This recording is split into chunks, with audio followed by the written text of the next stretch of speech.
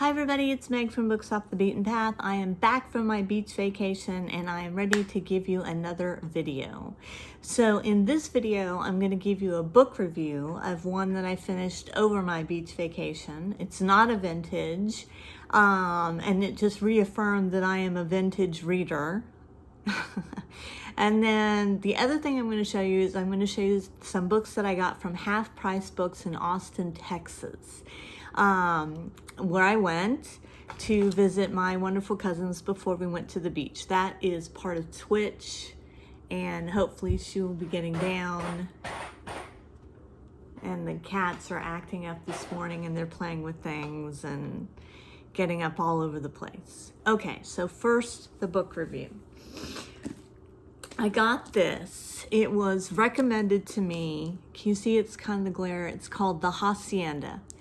And it takes place right after the Spanish Civil War. And we follow Beatrice, and she has married for money, which she should never do. She's married for money to Rodolfo, and she goes to the Hacienda. And one of my favorite authors, Simone St. James, says, "Gothic terror at its best, layered with tension, class, religion. You will be so immersed in its skillful storytelling that hours will drop off. A haunted history, a gory Gothic, a forbidden romance." Really, meh. It was okay.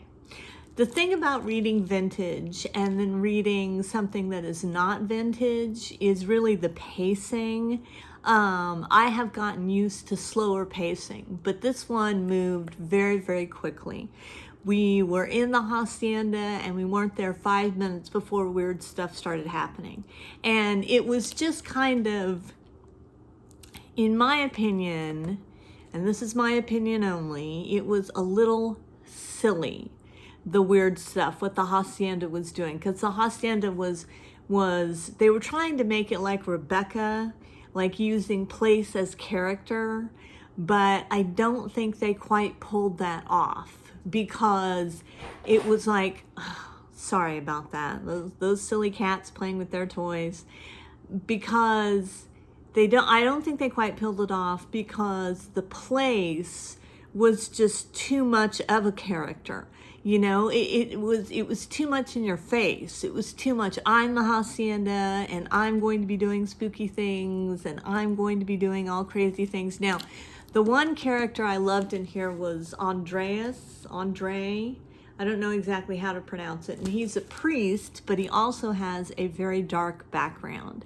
And he was very interesting. I really enjoyed his story. So all in all, I gave it a 3 on Goodreads.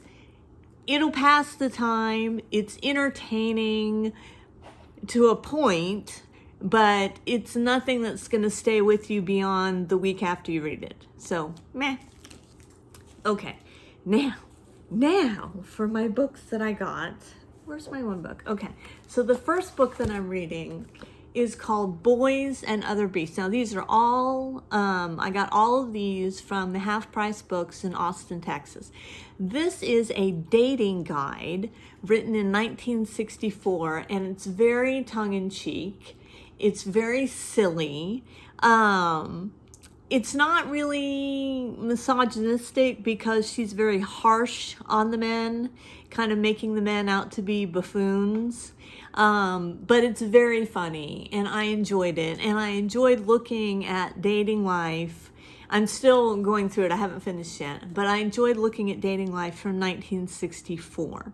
Now, very often, which I thought was really interesting, was that if you got a blind date, it was because someone from the office just called you and said, "Do you want to go out?" Or even somebody saw you on the street and just came up and asked you if you wanted to go out, which, you know, nowadays we'd be like, "Oh, serial killer." But obviously they didn't think about it like that in 1964.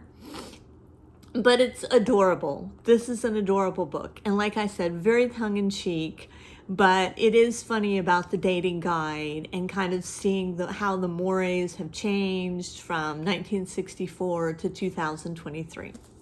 So this is a good one. I'm enjoying that. Okay, I don't want it to fall. Okay, and then I got this one, which is just a series of short stories, but it's Agatha Christie, Mr. Parker Pyne Detective. And I've never seen this. I've never heard of it. It's copyright 1974, so towards the end of her career. But I got it because I thought, you know what? I've never seen it. It's apparently it's the first printing, and you know, I love Agatha Christie, so why not add something different to my collection? I've got Hercule Poirot, I've got Miss Marple, but I don't have Mr. Parker Pyne, so I'll have to read that. It is short stories, which I'm not super crazy about, but I'll read it and I'll review it and I'll let you know. Okay, then I got this one. This was my most expensive paperback. This was $15. Sorry, the cat is shaking the, Twitch is shaking the camera there. Oh, Twitch, stop. We're not having an earthquake. Okay, so this one, my most expensive paperback, this was $15. Do you guys remember the soap opera Dark Shadows? Now, it was before my time, but I did somehow watch it in reruns, and I loved it. I absolutely loved it. And so this was, like I said, this was $15, and there were a whole bunch of them there. There were a whole bunch in the series. Like, someone obviously had the whole series and had turned them in, but each one were $15. And so I just got the first one, and I thought I would read it because I enjoyed the soap opera so much. Dark Shadows, Barnabas Collins, and everything. And it's very exciting that I've got this in my collection now. And if I enjoy it, I'm going to go looking for another one. So we'll see about this one. Victoria Winters. Let's see what it says. Despite warnings from the townspeople, Victoria Winters accepts the offer to come to the strange Collins house as a governess. For some curious reason, she feels the secret of her past may be uncovered in the bleak manor high on Widow's Hill. Ooh, Widow's Hill. It's a good Gothic. I think it's going to be a good Gothic. So, now this one, I kind of saved the best for last because you know how I love, there's nothing better than vintage teen fiction. Nothing better. So this one is called Junior Miss by Sally Benson. Now, I just have so much excitement about reading this. Now, apparently, this is by Sally Benson, and Sally Benson, I guess at the time, was quite the authoress. Author? What is that? There's no sex to author, so quite the author.